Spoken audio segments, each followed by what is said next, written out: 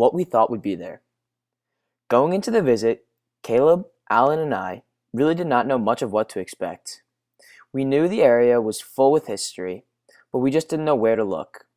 Mr. Stack pointed us to Keeler Tavern, and so of course we were intrigued. After all, who knew some of our country's most important events took place just a town over? We were all very excited to attend, and I can assure you that the visit did not let down. What prompted the trip? As mentioned before, our group was put onto the idea of visiting Keeler Tavern by Mr. Stack. Additionally, we knew we wanted to visit a local place that had a large impact on American history, and naturally, we were led right to Ridgefield. All three group members have a shared passion for the Revolutionary War, and what better place is there to be taken back to the past than Keeler Tavern? As mentioned, all three members share a passion for the American Revolution, and Keeler Tavern exemplifies life from the era.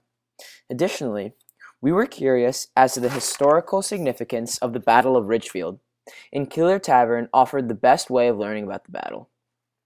What we wanted to find out.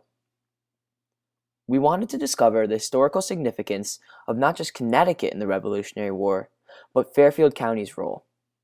We wanted to know some of the major players that in the American Revolution that battled in Connecticut, and boy did Keeler Tavern pique our interest. Did you know the traitorous Benedict Arnold stepped foot in the very tavern that stands today? Talk about a blast to the past. On April 27, 1777, the War for American Independence came to Keeler Tavern. This site was one of those that were attacked in the Battle of Ridgefield.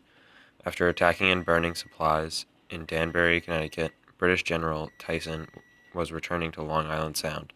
They decided to take a detour through Ridgefield, and the Patriots, led by Generals Benedict Arnold, Benjamin Silliman, and David Worcester, as well as Patriot Timothy Keeler, fought behind a brigade on North Main Street. They were able to slow the British down but could not defeat them. After the battle, Tyson set up a cannon on Main Street and fired on Keeler Tavern. A cannonball hit the building and still remains at a corner post outside of the building.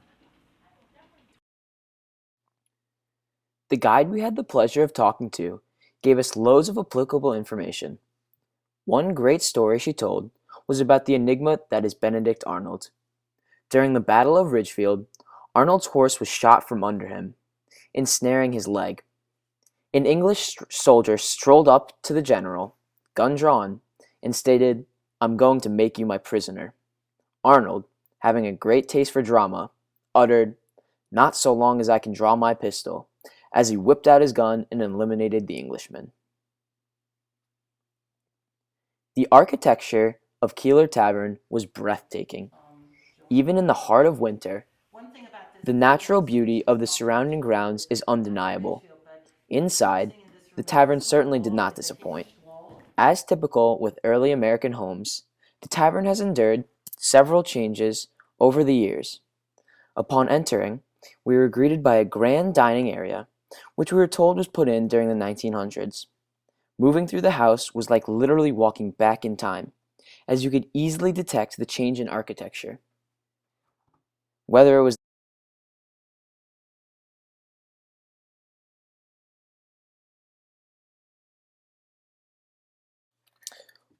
the narrow stairwells, creaky, uneven floors, or low ceilings, it was apparent we were no longer in present-day America. The house even had a secret cellar. Of course, who could go to Keeler Tavern and not mention the naval artillery round fired into the side of the building, shaking the entire foundation? It was truly a feat to see. I can imagine living and working at Keeler Tavern during its heyday was busy. Whether it was tending to the weary travelers, catching up with townsfolk in that tavern, or pleasing the woman, hustle and bustle defines Keeler Tavern. Walking through the halls made it all the more easier to picture the fulfilling lifestyle radiating at Keeler Tavern. In our time visiting Keeler Tavern, we learned about the local history of Connecticut. We learned more about the Revolutionary War, and it was interesting to be at a site where a battle occurred and inside of the building that was fired upon. We also learned about how social aspects have changed.